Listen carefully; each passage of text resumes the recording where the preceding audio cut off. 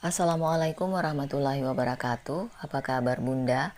Sehat dan bahagia selalu dan senantiasa dilimpahkan rezeki yang berlipat ganda. Amin. Pembalasan dendamku terhadap suami pengkhianat. Tubuh putriku dipenuhi dengan alat dan selang, wajahnya yang pucat, menampilkan warna kemerahan yang tidak sehat. Aku menggosok mataku. Tanpa disangka aku kembali ke pemandangan yang tidak asing ini. Lagi-lagi aku melihat pemandangan dari kehidupanku sebelumnya. Pemandangan yang menyayat hatiku.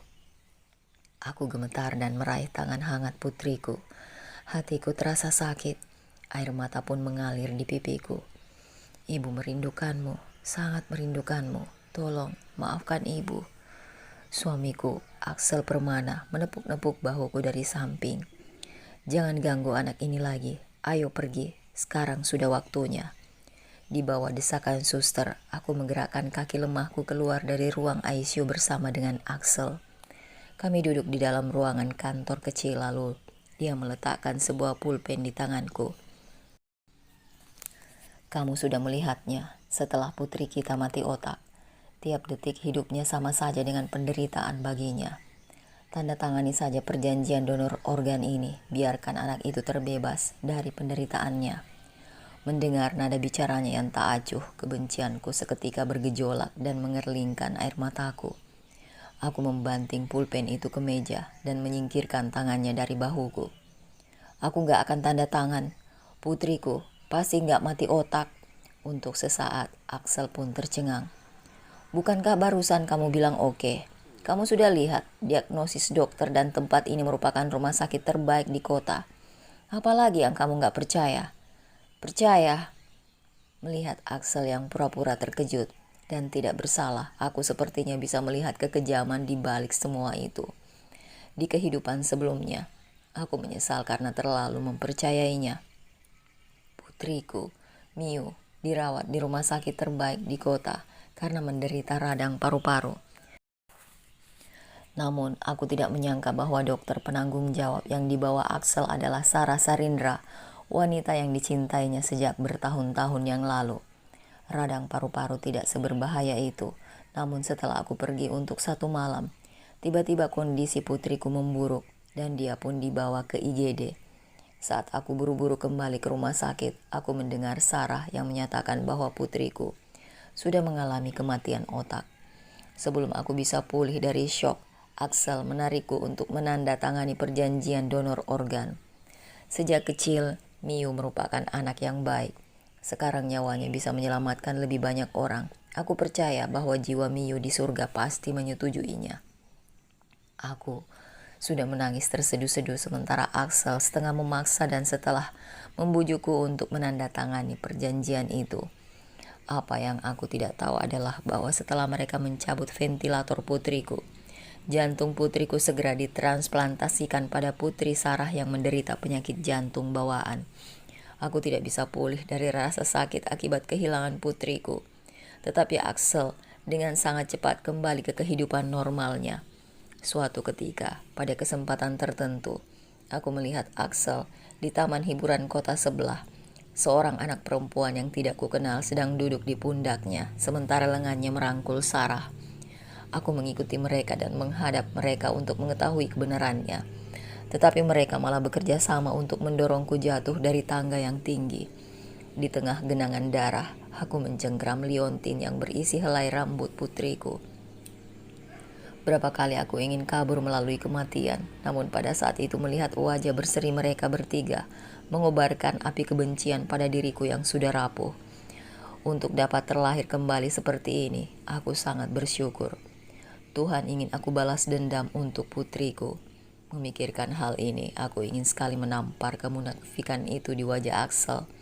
Sekarang aku akan membawa Miu ke rumah sakit lain untuk didiagnosis ulang. Aku gak akan pernah menandatangani perjanjian ini.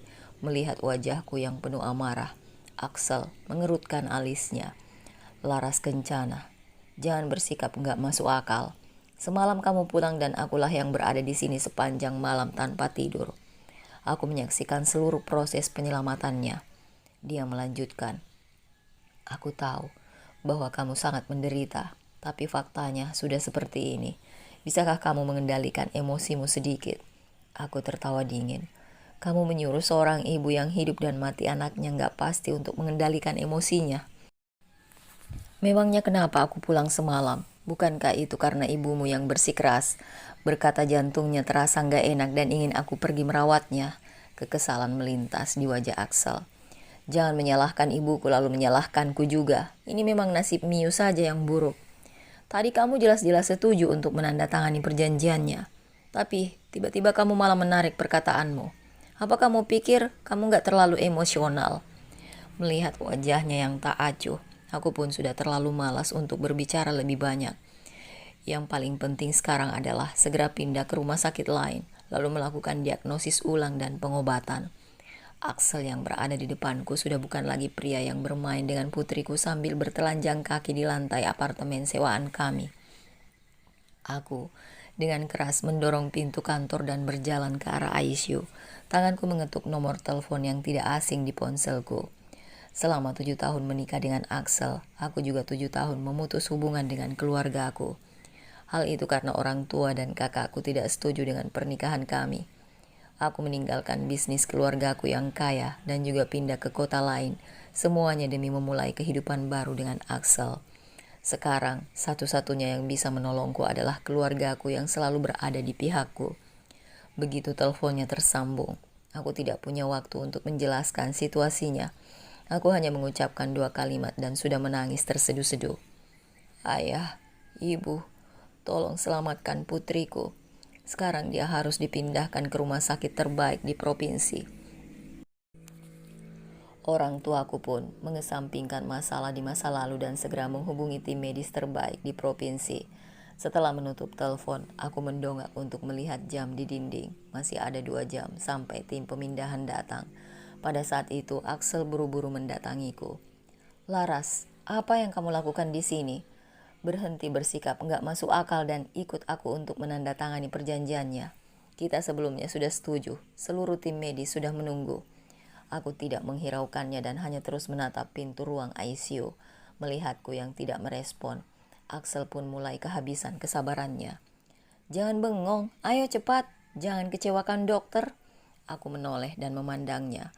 Putrimu masih terbaring di ICU dan kamu malah gak sabar untuk mengambil organnya.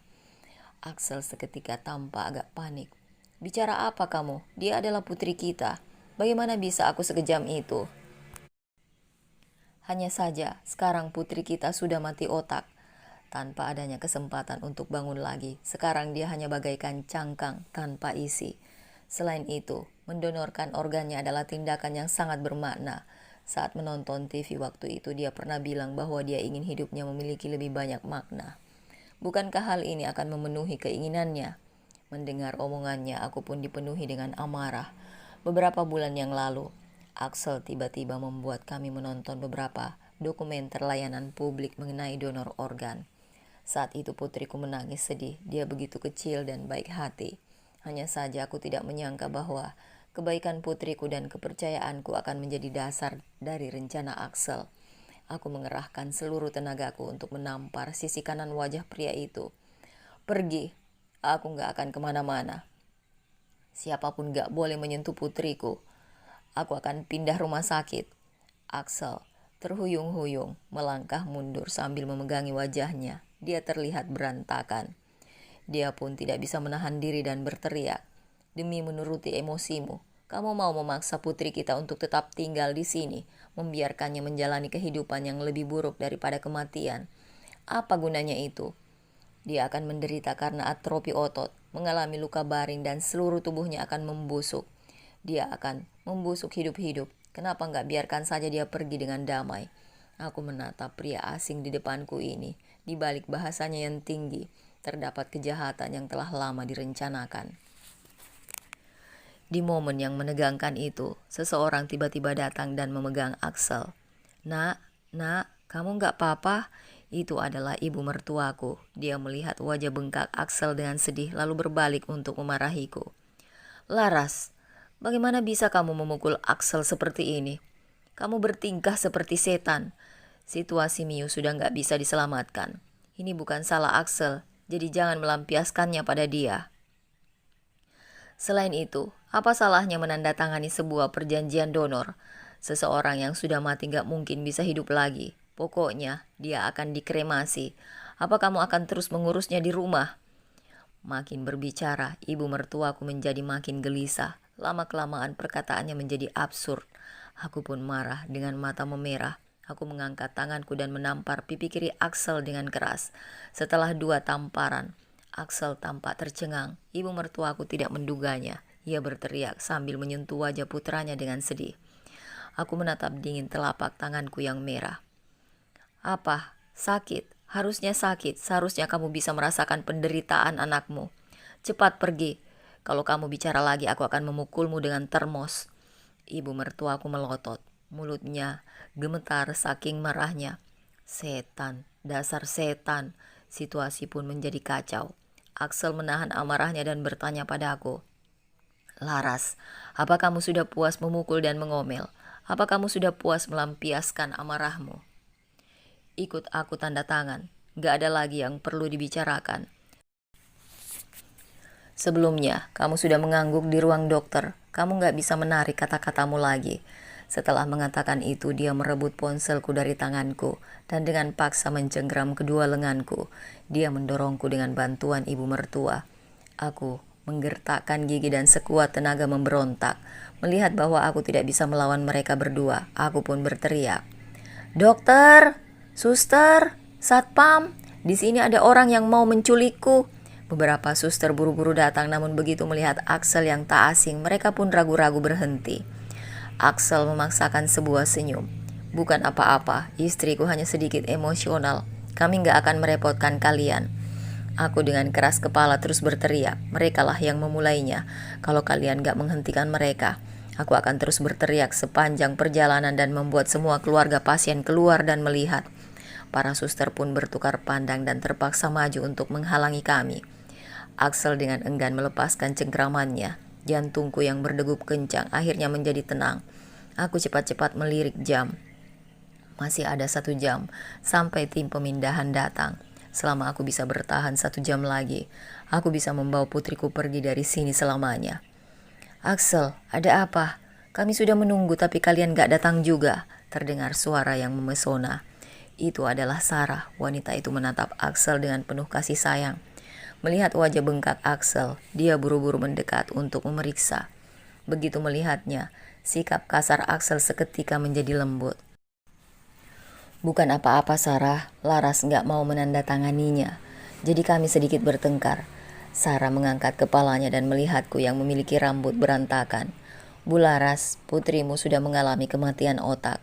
Menandatangani perjanjian donor adalah sesuatu yang telah kamu setujui sendiri. Rumah sakit sangat berterima kasih atas kebajikan dan kontribusimu. Aku juga mengerti bahwa selalu ada hambatan psikologis yang harus susah payah diatasi dalam hal seperti ini. Tenang saja, meskipun anak itu sudah nggak lagi di sini, hidupnya akan terus berlanjut dengan cara lain. Aku berteriak dan menyela pidatonya yang munafik itu. Omong kosong, anakku nggak mati otak. Diagnosismu palsu. Tanda tangan perjanjian apanya? Sekarang juga aku mau pindah dari rumah sakit ini. Sarah menggelengkan kepalanya, berpura-pura teraniaya.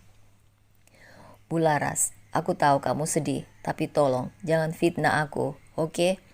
Aku telah berusaha menyelamatkan putrimu selama 10 jam.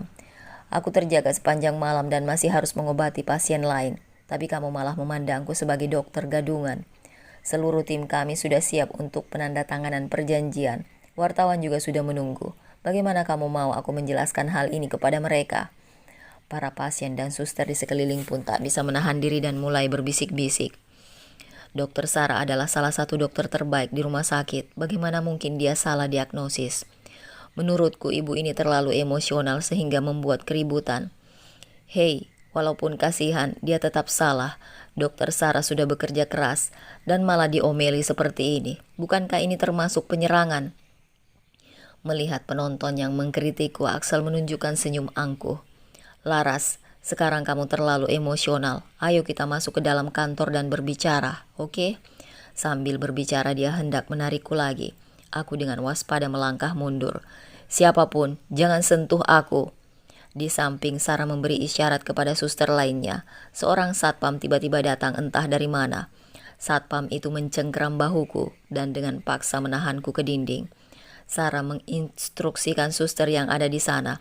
Dia terlalu emosional, dia harus segera disuntik obat penenang. Axel pun ikut menambahkan, sebagai anggota keluarga aku setuju.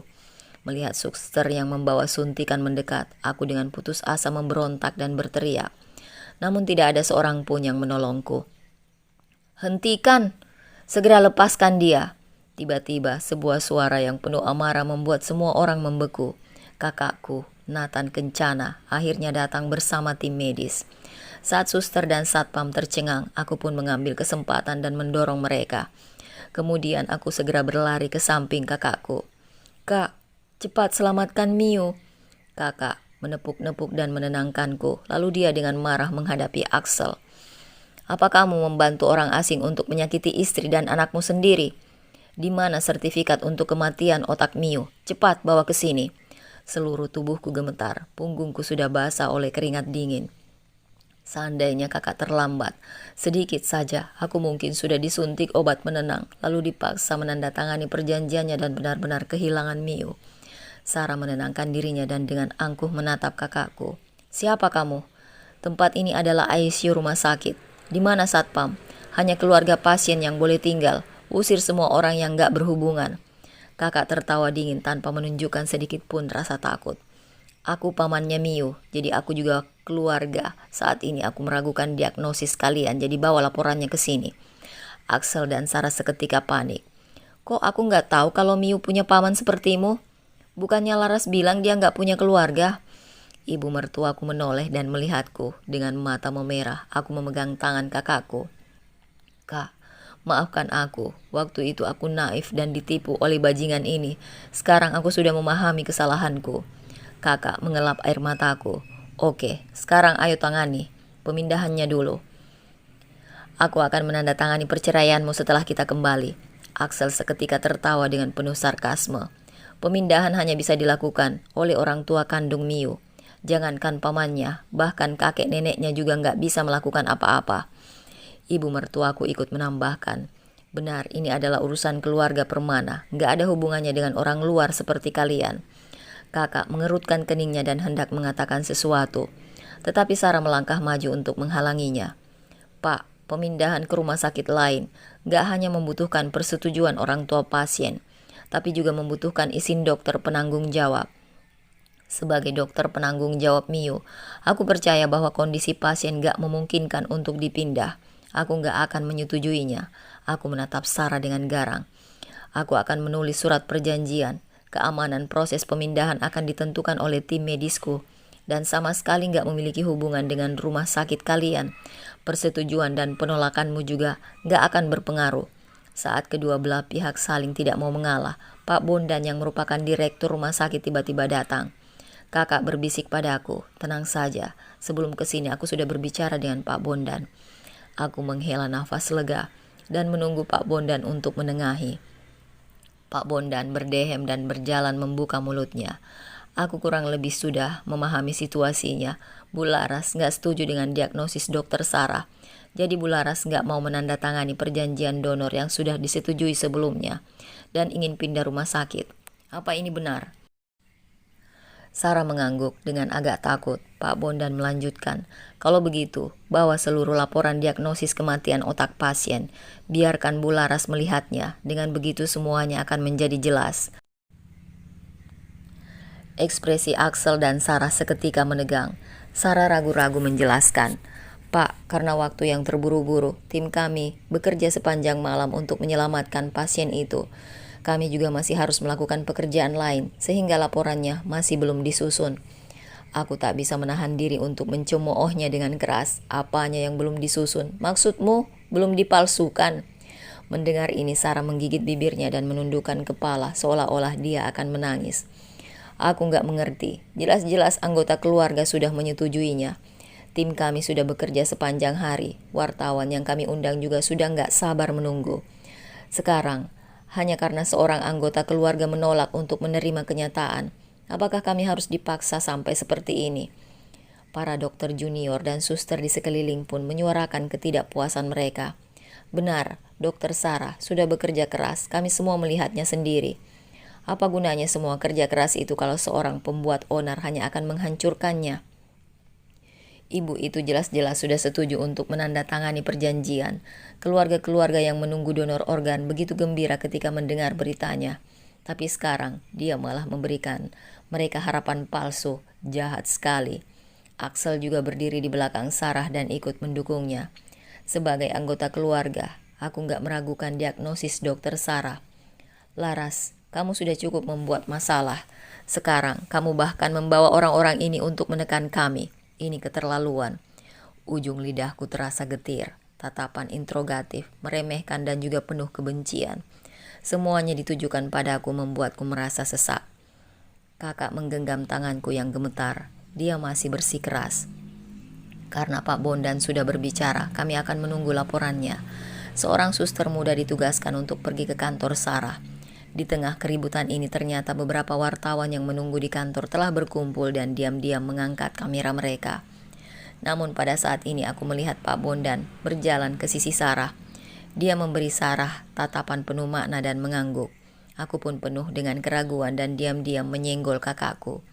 Kakak juga melihat adegan itu. Dia berpikir sejenak, lalu berbisik kepada salah satu anggota tim pemindahan di belakang kami. Orang itu adalah seorang pemuda yang tampak biasa saja. Tidak ada waktu untuk berbicara lagi. Suster muda itu sudah kembali dan membawa laporan kematian otak Mio. Pak Bondan membuka laporan tersebut, halaman demi halaman, lalu dengan percaya diri menyerahkannya kepada aku dan kakak. Laporannya lengkap, datanya normal. Diagnosisnya juga akurat. Dengan cepat, tim pemindahan memberikan konklusinya. Kakakku tampak terkejut. Aku pun berteriak tidak percaya. Gak mungkin. Bagaimana mungkin diagnosisnya benar? Tubuh tegang Axel seketika merileks. Lalu dia tertawa dengan sinis. Laras, faktanya sudah dibuktikan. Kamulah yang membuat keributan tanpa alasan. Sekarang minta maaflah pada Sarah. Suruh kakakmu dan orang-orang ini untuk cepat pergi. Ibu mertua bertepuk tangan dan berteriak setuju. Keluarga setan ternyata juga ahli dalam membuat keributan. Ini semua adalah penyerangan terhadap tenaga kesehatan. Cepat usir mereka. Sarah yang pura-pura difitnah pun mulai menangis. Orang-orang yang menonton pun marah. Beberapa wartawan juga cukup kesal. Ini benar-benar penyerangan. Kasihan sekali dokter Sarah. Wanita ini membawa sekelompok orang yang mengintimidasi hanya untuk mengganggu dokter Sarah yang lemah. Aku nggak tahan melihatnya. Kenapa sekelompok pengganggu ini masih belum diusir? Jangan biarkan mereka menghambat pekerjaan dokter Sarah. Menghadapi kerumunan yang marah ini, aku bagaikan terjatuh ke dalam jurang es. Pak Bondan ternyata memihak Sarah. Laporan itu pasti diam-diam dipalsukan olehnya. Aku nggak percaya. Putriku nggak mungkin mati otak. Axel, kalau kamu masih punya hati nurani, beritahulah semua orang bahwa putrinya Sarah. Axel dengan marah menyelaku. Jangan bicara lagi. Apa kamu? Belum cukup menghinaku. Ibuku juga Sarah. Kamu masih mau menghina keluarganya Sarah juga. Melihat kerumunan yang mulai melemparkan tuduhan di sana-sini, Pak Bondan melambaikan tangannya bersiap menyuruh satpam untuk bereaksi. Kakakku yang gelisah tiba-tiba berbisik di telingaku. Kedua mataku berbinar. Aku melihat pemuda yang dikirim kakakku tadi menyelinap ke dalam kantor dan memberiku isyarat. Aku berteriak dengan penuh percaya diri. Axel, karena kamu terus-terusan mendorongku, aku akan membuatmu puas. Begitu aku selesai berbicara, layar besar di depan kamera rawat tiba-tiba memainkan suara genit Sarah. Benarkah? Kamu kejam sekali. Aku jadi agak takut. Mata semua orang pun tertuju pada layar tersebut.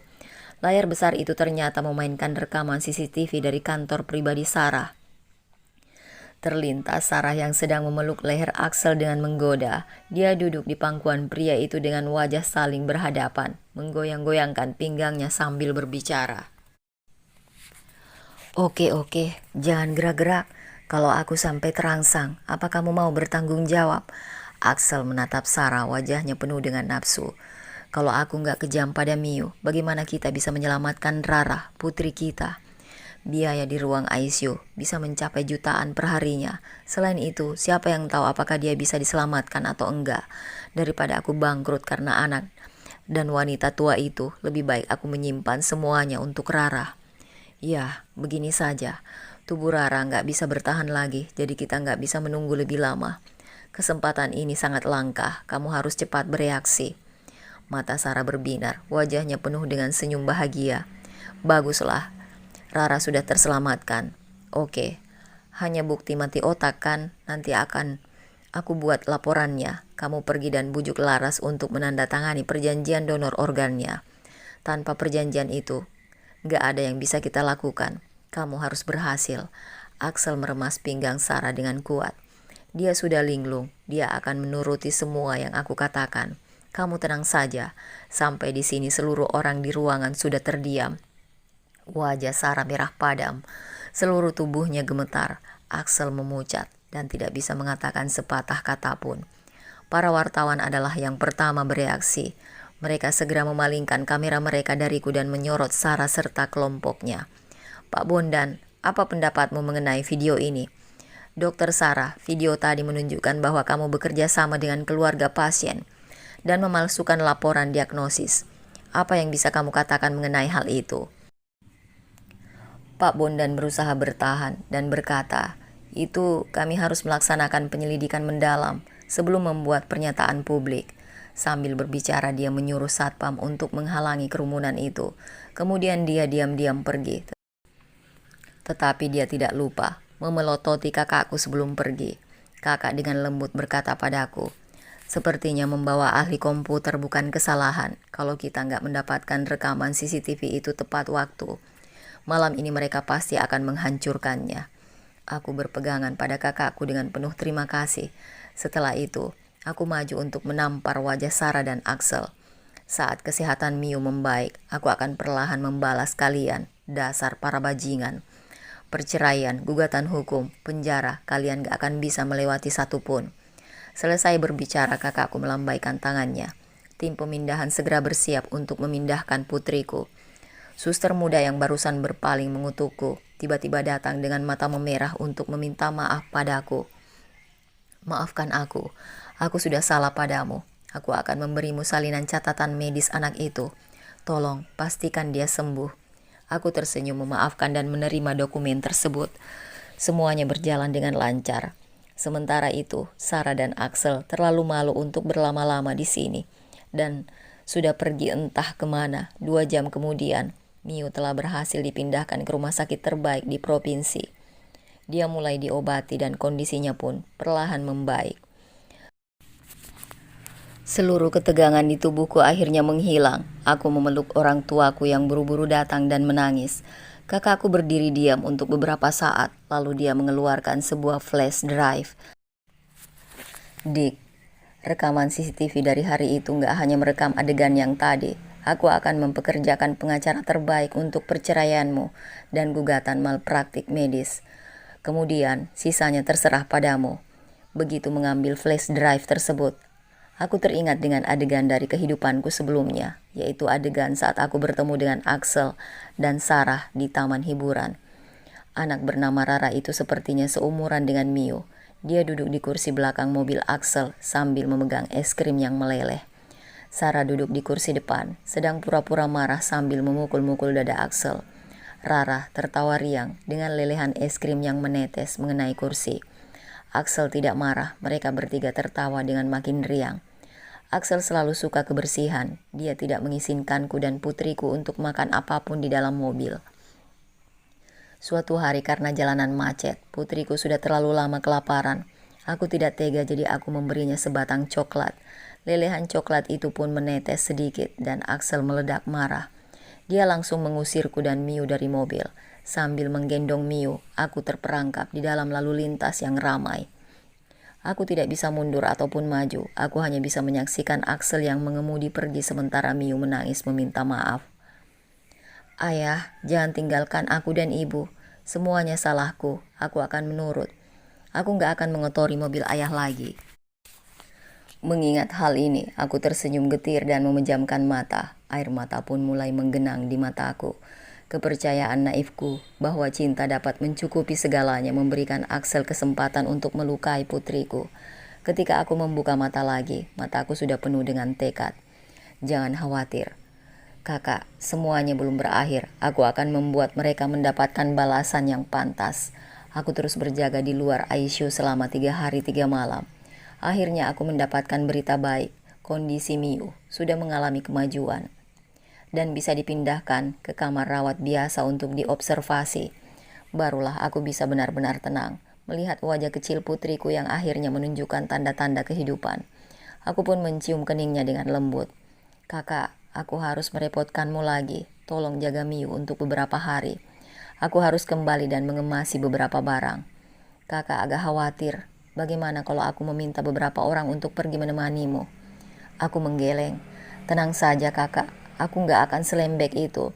Kakak hanya perlu membantuku dalam beberapa hal kecil dan bersiap-siap.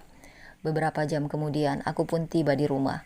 Hal pertama yang aku lakukan adalah melempar perjanjian perceraian ke atas meja. Axel dan ibunya sedang tidak di rumah, jadi aku mengambil koper dan mulai mengemasi barang-barang milikku dan Mio.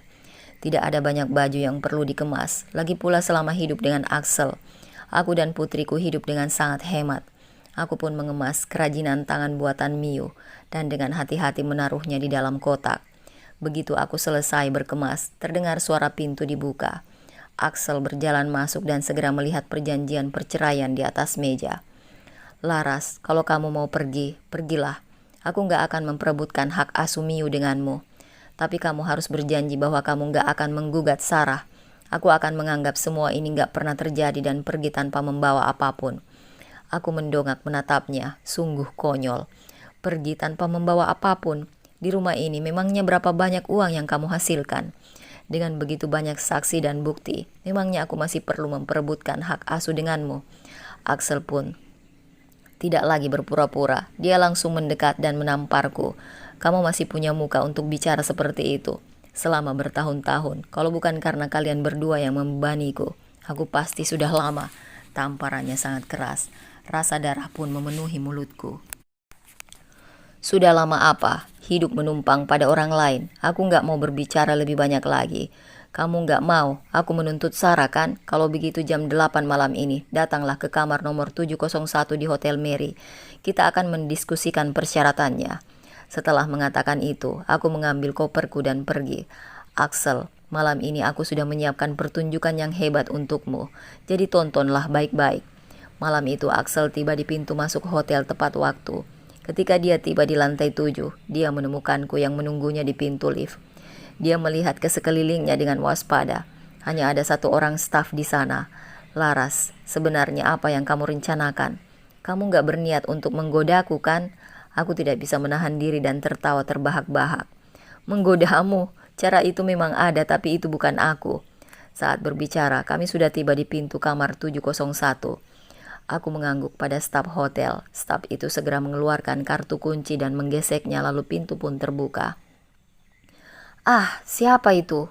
Ruangan itu tampak hening sebelum terdengar suara Sarah. Axel tercengang. Sarah? Kenapa kamu ada di sini? Dia berjalan hendak masuk ke kamar, tetapi Sarah yang terlihat panik dan hanya memakai handuk segera menghalanginya.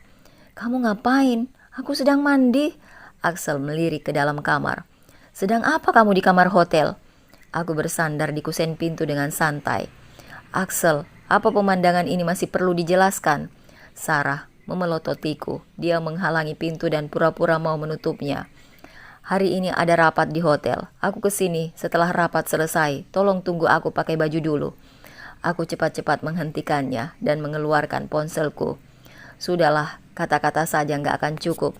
Sebaiknya kamu lihat saja sendiri. Rekaman CCTV mulai bermain di layar ponsel. Ini adalah rekaman yang didapatkan dari rumah sakit waktu itu. Namun kali ini, latar belakangnya adalah kantor Pak Bondan. Sayang, kamu hebat sekali. Kamu harus berhasil menjabat dalam kompetisi direktur kali ini. Sarah yang terlihat berantakan sedang bersandar di pelukan Pak Bondan dan memainkan jarinya di dada pria itu. Merepotkan, kamu juga cukup hebat, benar-benar makin tua makin kuat. Pak Bondan menyentuh wajah Sarah dengan mesum. Kamu juga sudah berkontribusi banyak. Kamu sudah bertahun-tahun bersama Axel kan? Kamu gak akan meremehkan pria tua sepertiku kan? Sarah memukul pundaknya dengan manja. Apa yang kamu bicarakan? Kamu kan gak akan cerai, jadi aku harus menemukan seseorang yang mau bertanggung jawab untuk diriku. Selain itu, Axel adalah pecundang miskin. Bersama dengannya benar-benar membuatku menderita. Dia bahkan gak mau mengeluarkan uang untuk hotel yang bagus. Percakapan selanjutnya terlalu sulit untuk ditonton. Aku melihat Axel yang gemetar dan mematikan video itu. Axel, kamu lebih buruk daripada bajingan, tapi ternyata masih ada orang yang lebih buruk darimu. Apa pertunjukan ini bagus? Apa enak menjadi kambing hitam? Dengan tidak percaya, Axel menatap Sarah yang sudah berubah ekspresi. Dia bertanya sambil gemetar, Sarah, beritahu aku bahwa semua ini bohong. Sarah menghindari tatapannya, masih mencari-cari alasan di depan bukti yang tidak bisa dibantah. Bersama dengan staf, aku mendorong Sarah ke samping dan menerobos masuk ke dalam kamar. Di dalam Pak Bondan sedang buru-buru memakai celananya. Biar aku menjelaskan, kalian telah melanggar privasiku. Melihatku yang mengeluarkan ponsel untuk merekam, dia pun langsung berkeringat dingin dan tidak menyadari bahwa celananya terbalik. Melihat pemandangan ini, akhirnya Axel tidak bisa membohongi dirinya lagi. Dia berteriak marah, menampar Sarah hingga jatuh, lalu menginjak pundak wanita itu sambil bergegas masuk. Dia melancarkan pukulan demi pukulan ke wajah Pak Bondan. Ah, jangan, berhenti memukulku. Sarah mengabaikan rasa sakitnya dan berjuang untuk menarik lengan Axel. Mata Axel tampak merah, dia sudah terbawa panasnya perkelahian. Dia mengangkat tangannya dan mendorong Sarah hingga menabrak dinding. Melihat teriakan Pak Bondan yang perlahan menghilang, Sarah pun menggila dan menerjangku. Semua ini salahmu, dasar jalang. Kamu menghancurkan kesempatan Rara untuk mendapatkan transplantasi jantung. Aku mencibir, orang-orangku sudah mengelilingi kami dan mereka langsung menahan Sarah. Aku berjongkok dan mengetuk-ketuk wajahnya dengan ponselku. Jadi, ini salahku ya? Menggoda Axel saja belum cukup untukmu. Kamu bahkan masih ingin membunuhku dan anakku. Kata Jalang, sangat cocok untukmu. Bajingan dan Jalang, kalian berdua memang ditakdirkan untuk bersama. Satu-satunya hal yang aku syukuri adalah kamu telah membantuku melihat wajah asli Axel yang menjijikkan. Dengan itu, aku berdiri dan pergi meninggalkan Sarah yang berteriak dan mengumpat di dalam kamar. Kota ini tidak besar. Keesokan harinya skandal yang menggemparkan itu sudah tersebar. Pak Bondan tidak berani melapor ke polisi, apalagi meminta pertanggungjawaban. Dia hanya menyelinap ke rumah sakitnya sendiri untuk pengobatan, berbohong dengan mengatakan bahwa dia terluka karena jatuh. Para suster muda menutupi mulut mereka dan tertawa. Mana mungkin jatuh saja bisa mengakibatkan bekas pukulan di seluruh wajahnya. Sarah terlalu malu untuk pergi kerja. Dia hanya bisa menempel pada Axel seperti hidupnya tergantung padanya. Apa yang ada di antara aku dan Pak Bondan semuanya karena dia memaksaku. Dia adalah atasanku. Aku gak punya pilihan. Aku mendengarkan percakapan mereka dari luar ruangan sambil merenung. Masih belum cukup. Axel si bajingan ini masih harus diberikan satu pukulan terakhir. Untungnya aku sudah melakukan persiapan. 1 jam kemudian, aku menunggu di samping mobil Axel. Amarah di wajah Axel sudah memudar sedikit, sementara Sarah masih menempel di sisinya. Begitu melihatku, Sarah malu dan juga marah. Kamu sudah mendapatkan semua yang kamu mau. Apalagi yang kamu inginkan? Aku menatapnya dengan dingin. Apalagi yang aku inginkan? Axel, apa kamu sudah menandatangani perjanjian cerainya? Axel melempar perjanjian itu ke kakiku. Laras, aku memutus semua hubunganku denganmu. Mulai sekarang, aku gak berhutang apa-apa padamu. Aku tertawa dingin. Kamu gak berhutang padaku, tapi pada putrimu. Dari awal sampai akhir, aku gak pernah mendengarmu mengatakan satu permintaan maaf pun padanya. Kamu bahkan gak pernah menanyakan keadaannya. Di hatimu putri yang sungguh kamu cintai adalah Rara kan? Sementara aku dan Miu bukan apa-apa. Axel mencemooh. Lalu memangnya kenapa? Jangan menganggap dirimu sehebat itu. Kalau waktu itu Sarah gak pergi ke luar negeri, memangnya aku bakal tertarik padamu. Bukannya keluargamu menyembunyikan kekayaan mereka dariku selama bertahun-tahun. Sementara itu, kamu hanya terus melihatku bekerja setengah mati di luar sana. Apa kamu punya hati nurani? Aku tertawa saking marahnya. Axel, coba dengarkan omong kosong yang keluar dari mulutmu itu. Waktu itu kamulah yang bilang bahwa kamu gak akan mengalah, bahkan demi uang sepeser pun. Kamulah yang bersikeras menyuruhku mengikutimu mengadu nasib. Demi harga dirimu, aku kehilangan kontak dengan keluargaku selama 7 tahun. Sekarang entah bagaimana itu menjadi salahku. Aku gak peduli kalau kamu membenciku, tapi bagaimana dengan Mio? Dia adalah putri kandungmu. Bagimu, dia itu apa? Kamu benar-benar kejam. Kamu sampai menyakiti putrimu sendiri demi anak orang lain. Axel belum sempat berbicara lagi, tetapi Sarah sudah panik. Axel, untuk apa kamu mendengarkan dia? Ayo kita pergi. Sambil berbicara, dia memaksa Axel naik ke mobil. Dia berdiri di depan mobil dan memelototiku dengan mengancam. Melihat Axel yang duduk di kursi pengemudi dengan wajah jengkel, aku melempar 2 laporan melalui jendela mobilnya. Aku naik ke dalam mobil yang dikirimkan kakak untuk menjemputku. Aku dengan dingin memandang wajah Axel yang penuh dengan kebencian. Axel, baca itu baik-baik. Dia mengabaikan usaha Sarah yang ingin menghentikannya dan membuka kedua laporan itu. Satunya adalah hasil tes paternitas Rara dan dia, sementara satunya lagi adalah hasil tes paternitas Rara dan Pak Bondan. Melalui jendela mobil aku melihat bagaimana mata Axel melebar dan seluruh wajahnya berkerut. Karena isi laporan itu sangat jelas, Rara bukanlah anak milik Axel, melainkan milik Pak Bondan. Tangan Axel yang memegang laporan pun gemetar tak karuan. Dia pun akhirnya berteriak, "Sarah, dasar murahan. Kamu ternyata menipuku." Apanya yang dipaksa oleh Pak Bondan? Jelas-jelas kamu memanfaatkanku. Ternyata saat pertama kamu bertemu denganku dan menggodaku, semuanya sudah kamu rencanakan. Dengan wajah pucat, Sarah masih terus membantah. Axel, semua ini palsu. Dengarkan aku. Tolong dengarkan aku. Axel akhirnya tidak bisa menghadapi rentetan pukulan dan fakta ini. Dia menggila dan menginjak pedal gas, mengemudikan mobilnya dengan kencang ke arah Sarah. Sarah hanya punya waktu untuk berteriak sebelum akhirnya terlindas di bawah roda mobil. Darah pun terciprat kemana-mana. Axel masih belum puas. Dia menginjak pedal gas, memundurkan mobilnya lalu melindasnya lagi.